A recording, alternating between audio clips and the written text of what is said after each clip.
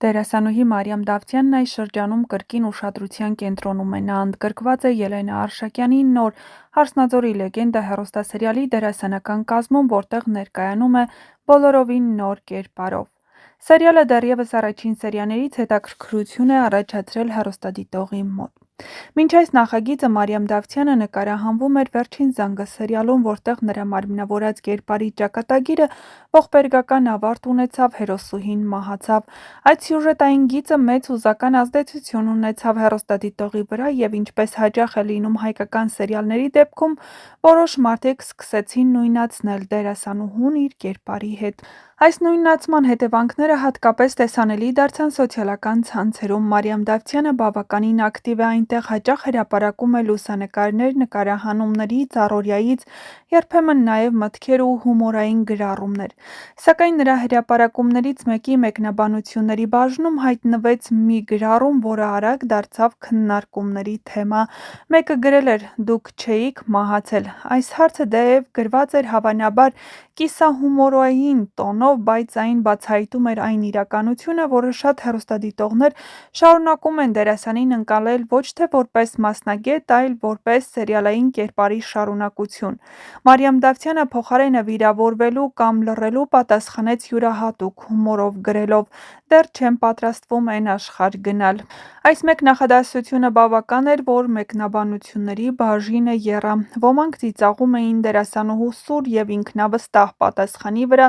մյուսները սկսեցին քննարկել, թե ինչքան բարդ է դերասանի համար ապրել մի իրականությունում, որտեղ հանդիսատեսը երբեմն չի տարանջատում գեղարվեստական կերպարը իրական մարդուց: Կային նաև մարդիկ, ովքեր կանգնեցին Մարիամի կողքին, նշելով, որ նա պարզապես իր գործն է անում և կերպարի մահը սցենարի մի մասն է, ոչ թե դերասանուհու իրական կյանքը: Հատկանշական է, որ նման քննարկումները ոչ միայն բացասական երանգ ունեն, այլ նաև ցույց են տալիս դերասանի աշխատանքի ազդեցությունը: Երբ հանդիսատեսը այդքան է ներգրավում պատմության մեջ, նշանակում է կերպարը համոզիչ է, դերակատարումը հաջողված: Այս տեսանկյունից Մարիամ Դավթյանի խաղը «Վերջին զանգը» սերիալում կարելի է համարել հիշվող ու ազդեցիկ: Իսկ «Հարսնաձորի լեգենդը» սերիալում նրա նոր կերպարը կարծես նոր էջ է բացել դերասանուհու ստեղծագործական ճանապարհին: Հեռուստադիտողը նրան տեսնում է այլ միջավայրում, այլ բնավորությամբ, այլ էներգիայով, ինչը ևս մեկ անգամ ապացուցում է, որ Մարիամ Դավթյանը չի սահմանափակվում մեկ տիպաժով: Այս ամենի արդյունքում սոցիալական ցանցերում ձևավորվում են երբեմն սուր, երբեմն զվարճալի, բայց միշտ ակտիվ քննարկումներ: Եվ հենց այս կենդանի արձագանքն է, որ ցույց է տալիս դերասանուհին պահանջված է, հետաքրքիր է հանդիսատեսին և կարողանում է քննադատական կամ տարօրինակ մեկնաբանությունները վերածել հումորի ու նոր հետաքրքրության: Ակնհայտ է մեկ բան՝ Մարիամ Դավթյանը շարունակում է մնալ ուշադրության կենտրոնում, իսկ նրա կերպարները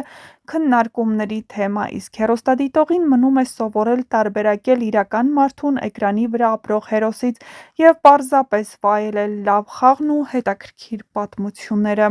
Ես ուզում էի, որ իմ ծնողները լինեն միասին, ինչպես բոլոր երեխաները, իսկ երբ արդեն մեծ ես լինում, ավելի ծանր ես ստանում, որովհետև ինչ-որ մի բանի սովորում ես շատ ավելի երկար: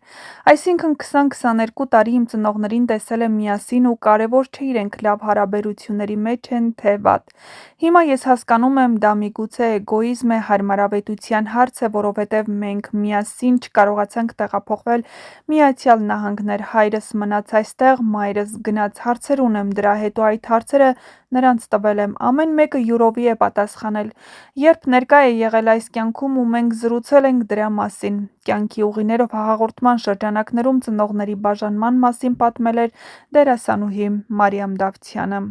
Երբ դեռահաս տարիքում էինք, ընկերուհիներով մի այսպիսի համոզմունք ունեինք՝ խորը մարդը պիտի պարտադիր լինի տխուր ու դեպրեսիվ: Այլապես նա խորը չէ, հետևաբար խելացի չէ: Անկեղծ ասած, իմ սերնդի պարադոքսալ այս մտածելակերպի ծագման աղբյուրը դժվարանում եմ սահմանել և իհարկե դեմքիս ժպիտ է գալիս, երբ հիշում եմ ինձ Ռոդենի մտածողի կեցվածքով դպրոցական նստարանի նստած: Այդ տարիքում թվում էր, որ աշխարհը դարդերը քեզ է բաժանել և հակառակը, որ աշխարհը քոնն է, իսկ դու աշխարհինը, որ կարող ես անգամ երկրագունդը շուռ տալ ու փրկել բոլորին արհավիրքից: Մի խոսքով, դրան անվանում էին ու անվանում են պատանեկան մաքսիմալիզմ: Մեզ անընդհատ ներշնչում էին, որ դա լավ բան չէ, Միթե ինչ-որ մի բան անելու ձգտումն ու ցանկությունը